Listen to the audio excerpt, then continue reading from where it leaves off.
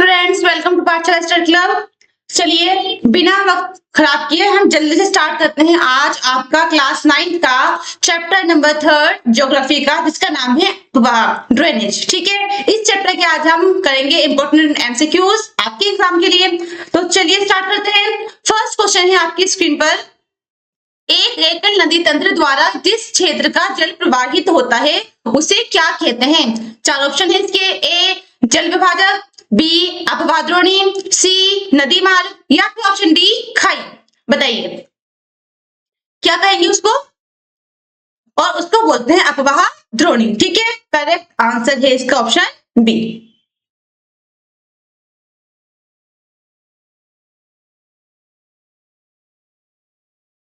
चलिए next question लिखते हैं। नेक्स्ट क्वेश्चन आपकी स्क्रीन पर है, विश्व की सबसे बड़ी अपवाह द्रोणी किस नदी की है? Option A Nile, B Ganga, C Amazon, या फिर ऑप्शन डी मिसिसिपी। बताइए विश्व की सबसे बड़ी अपवाह द्रोणी किस नदी की है?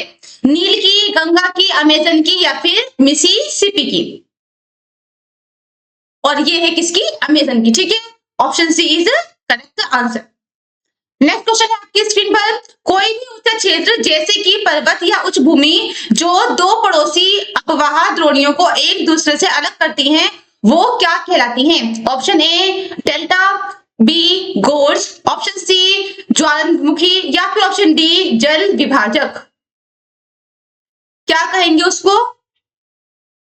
और उसको हम कहेंगे जल विभाजक। ठीक है, option D is correct answer.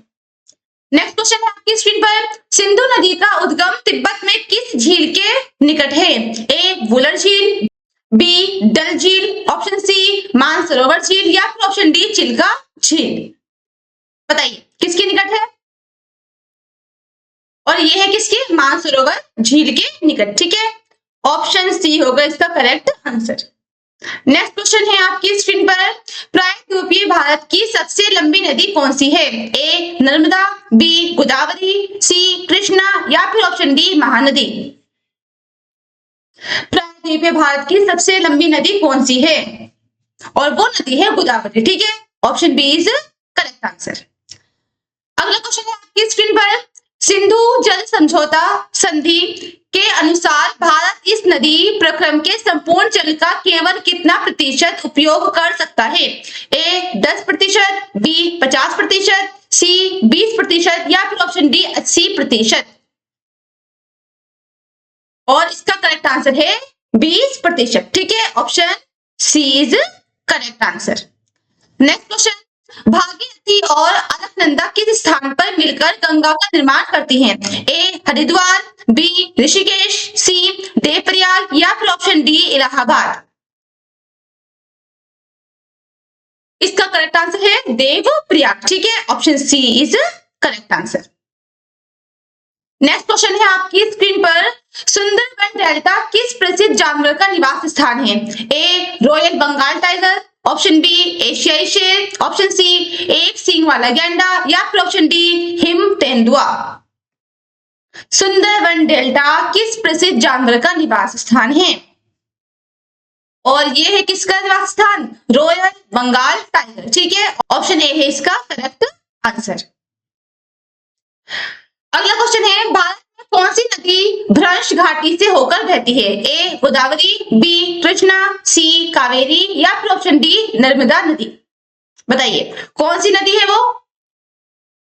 और वो नदी है नर्मदा नदी। ठीक है, option D is correct answer.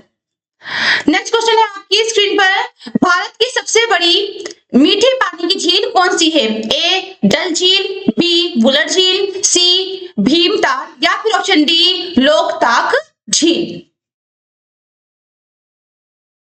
और उस झील का नाम क्या है? वुलर झील। B option is correct. अगला क्वेश्चन है आपकी स्क्रीन पर, गंगा कार्य योजना का शुभारंभ किस वर्ष किया गया था? ए 1995 में, बी 2000 में, सी 1975 में, या फिर ऑप्शन डी 1985 में। और कब किया गया था इसका शुभारंभ? वो किया गया था 1985 में। 1985 ऑप्शन डी, तो ये होगा इसका करेक्ट। ठीक है, नेक्स्ट क्वेश्चन है आपकी स्क्रीन पर, कावेरी नदी के द्वारा बनाया गया कौन सा जलप्रपात भारत का दूसरा सबसे बड़ा जलप्रपात है? ए धुआंधार, बी जोग, सी शिवसमुद्रम या फिर ऑप्शन डी दूध सागर। और इसका करेक्ट आंसर है शिवसमुद्रम। ठीक है, ऑप्शन सी। अगला क्वेश्चन है आपकी स्क्रीन पर, किस नदी को दक्षिण गंगा के नाम से जाना जाता है? ए कावेरी, बी कृष्णा, सी नर्मदा या फिर ऑप्शन डी गोदावरी। बताइए। और किसको जाना जाता है? गोदावरी नदी को। ठीक है, option D is correct answer. Next question है आपकी स्क्रीन पर, तिब्बत में ब्रह्मपुत्र को किस नाम से जाना जाता है? A Jamuna, B Tsangpo, option C Padma या फिर ऑप्शन डी दिहांग।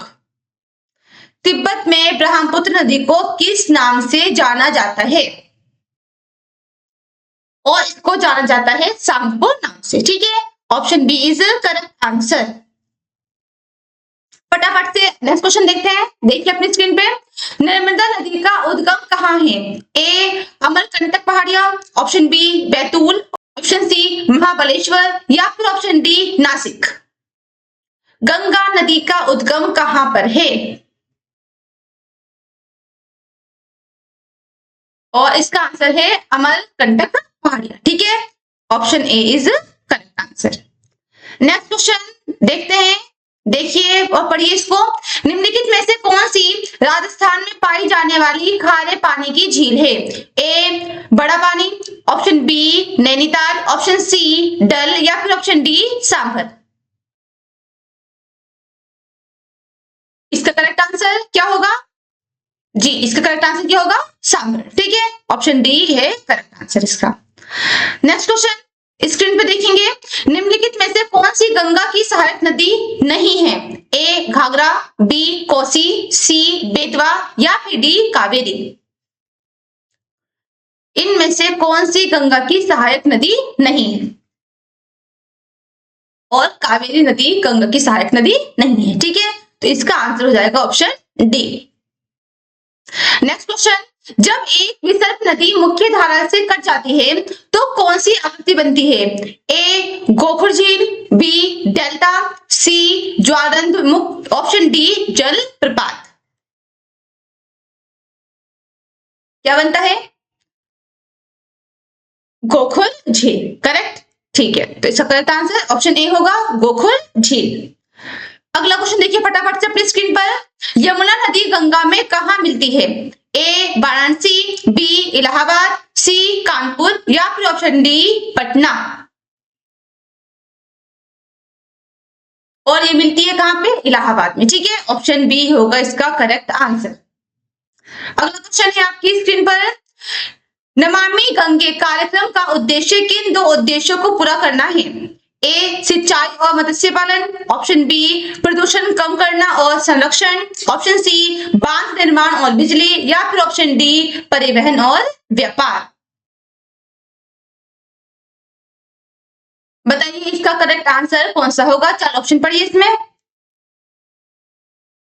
और इसका करेक्ट आंसर होगा ऑप्शन डी। ठीक है, ऑप्शन बी है प्रदूषण कम करना और संरक्षण।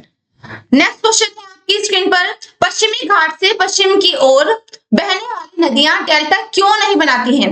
ए वह बहुत अधिक पानी ले जाती हैं, ऑप्शन बी समुद्र तक पहुंचने से पहले ही वह सूख जाती हैं, ऑप्शन सी उनके रास्ते छोटे हैं और वे तेजी से समुद्र में बहती हैं या फिर ऑप्शन डी मिट्टी बहुत नरम है इसलिए।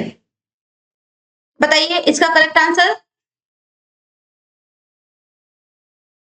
और इसका करेक्ट आंसर है उनके रास्ते छोटे होते हैं, वो तेजी से समुद्र में बहती हैं। ठीक है, और ये लिखा है ऑप्शन सी पे, तो करेक्ट आंसर हो जाएगा इसका ऑप्शन सी।